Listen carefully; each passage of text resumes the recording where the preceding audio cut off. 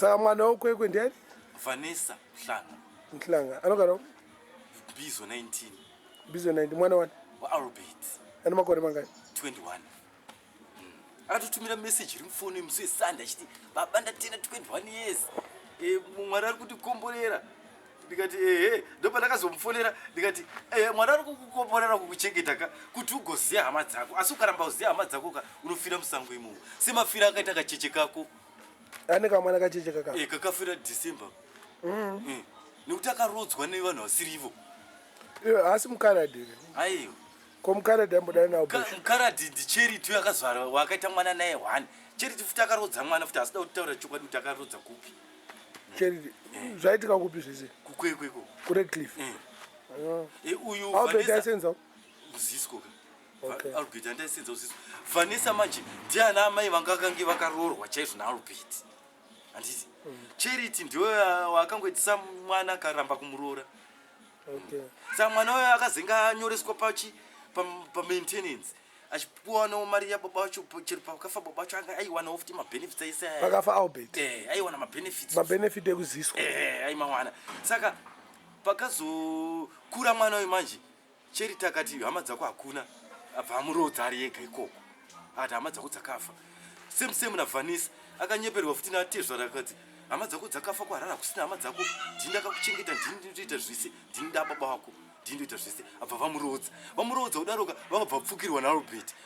naAlbert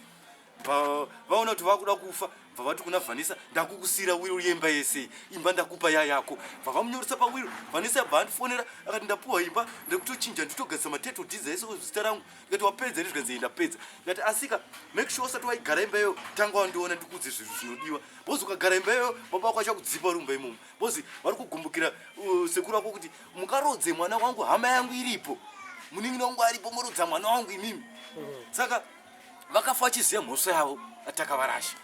vafa vachiziva mhosva yavo vabva vati vakuita kunge vakudzora mari yeye vachipa iri imba mwana wayo manjika kwake kusaziva abva atora imba handiti abva atambira achifara abva asununguka kamwana kake kacheche kakomana abva atorana nemurume December bva aenda kuholiday kumusha kwemurume December paChristmas ipapa kamwana kake kacheche Christmas 2013 vachisvika paChristmas kumusha kwemurume kabva kafa kacheche vakanofa kafa kudaro murume abva afamba nehama dzake kumusha ikoko tikanzi muchatozvara mwana achifa potse muri 2 mucharambana because makarora kusiriko makabhadhara mari vanhu vasirivo ko toita sei zvikadzi tsvage hama dzecho hadzizikanwe uya anotaura kuti babangu ari kuHarare atovaziva enda ikoko ndokune hondo dzese saka abva anofonera Sunday last week muswaniko 12 akati 12 January 2014 akandifonera Sunday kuseni chinene kazi baba tinoda kutaura first time asati ambotaura neni murume wacho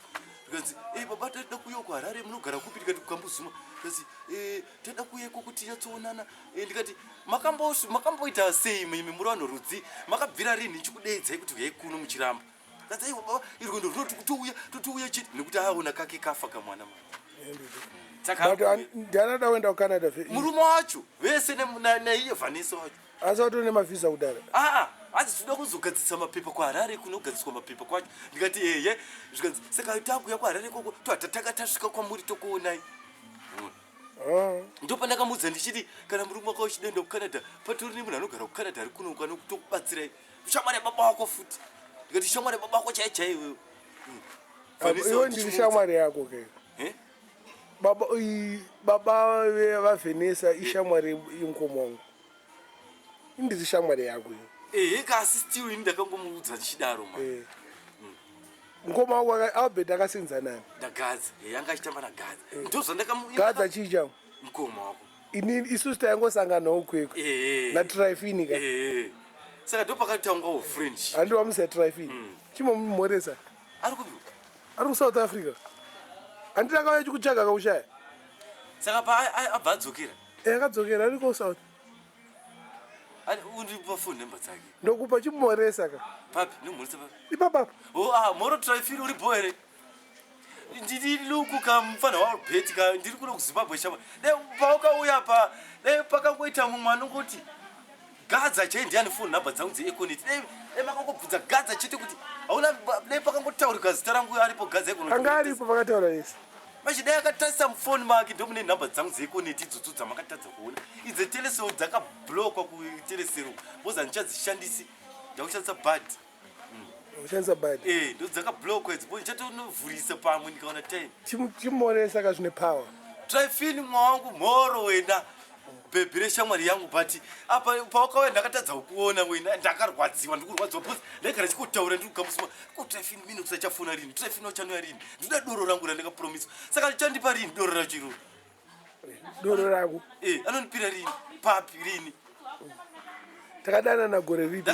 na trifini kuma 90 ma-80s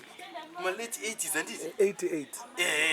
late 80s 87 88 ni kuma 90s ayo ma-90s hakuna pana 1990 mama sirimezi ndakaenda kukana ndi 99 kuma 88 zvizozo pauya nemadiski maspeed 45 chinoridza painzi pachiko pasi painzi pamaverick court nepalmcourt nepapalmcourt nepamwe pacho apa pazisco club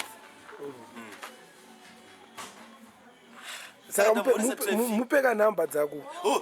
nhamba dzangu dzefoni dzinoti slow ka okay nhamba dzangu dzefoni dzinoti econet 0776 374 579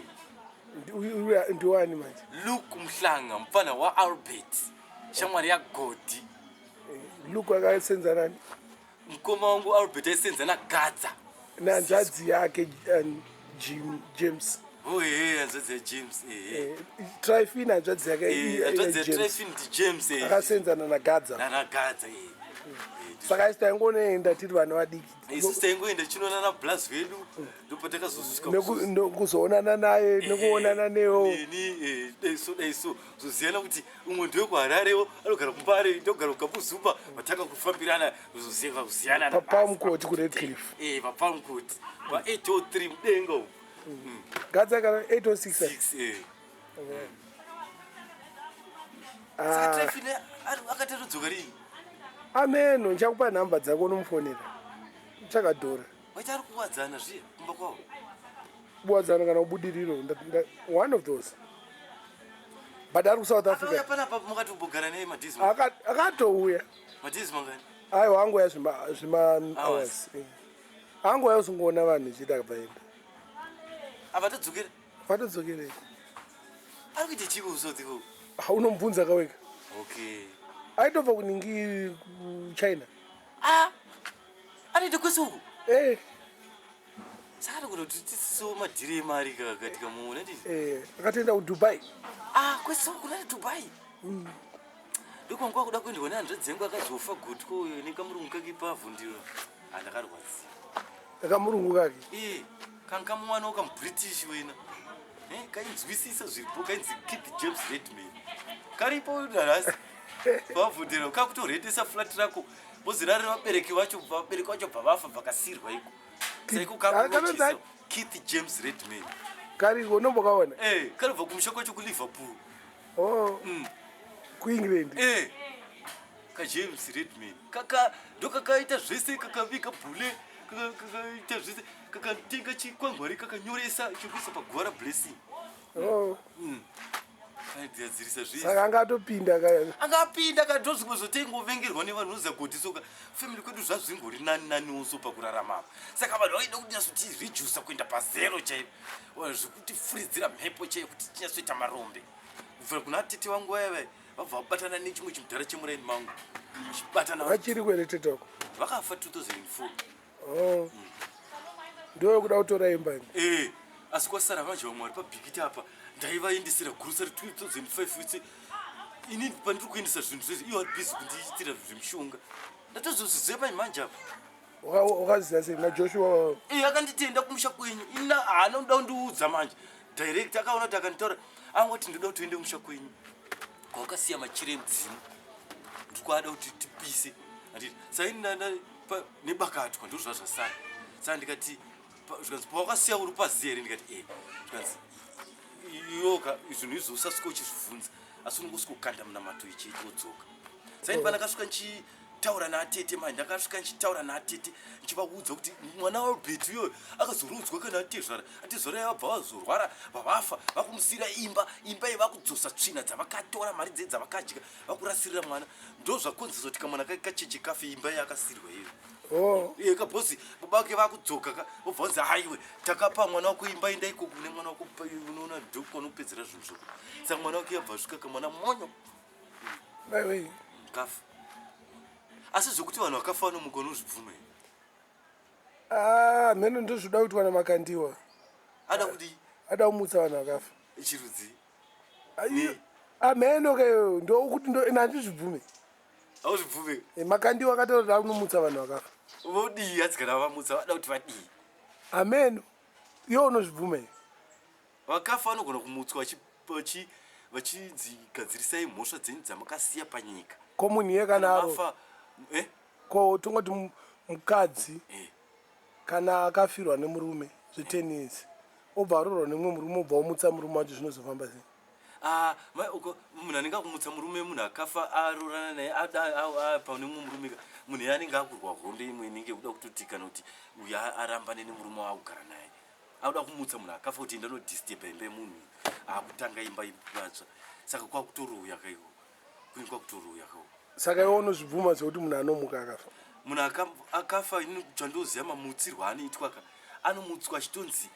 anofanira kunge aine zvaakasiya panyika asina kupedzisa kugadzirisa saka anenge akunzi tanga wagadzisa zvawakasiya panyika usina kugadzirisa kana wapedza kugadzisa zvawakasiya izvika uchizobva wafa zvachose hauchamuka futi zvakafanana nekuti munhu akafa achiroya nditi anogona kunge akafa akandiroya inini zvakafa akandiroya inini zvacho anomutswa chinzi muka ubvise zvawakaisa pana uyu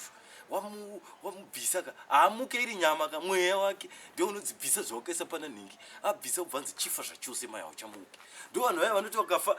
kuna kudenga vaende saka uchizoona pasi pachinzi paonekwa chiboko munhu ari kumuka ndarota nhingi akafa kare kare inyaya yekuti vanhu ivava vakafa vaine zvavaiita saka havaendi mweya wavo hautambirwa kudenga unodzidzokera pasi unogadzisa but iwo unozvibvuma kuti hanzi satani ndiye anotonga nyika aiwa satani hatongi asi satani anofurira satani anongonyengedza chete kuti ita ichi asi haakwanisi kuzokupa simba rekuti ubudirire pazvinhu zvacho zvaari kutiita dzosaka mukuona mbavha iyi yakaita chinhu chidu chayo kumba kweduka nhasi uno ndakukwanisa kuzovhashomora mumbavha wanga akaita hwese wandasina kuona wemacertificates of hair anga akaita ndasingamazive asi akazosvika pakubuda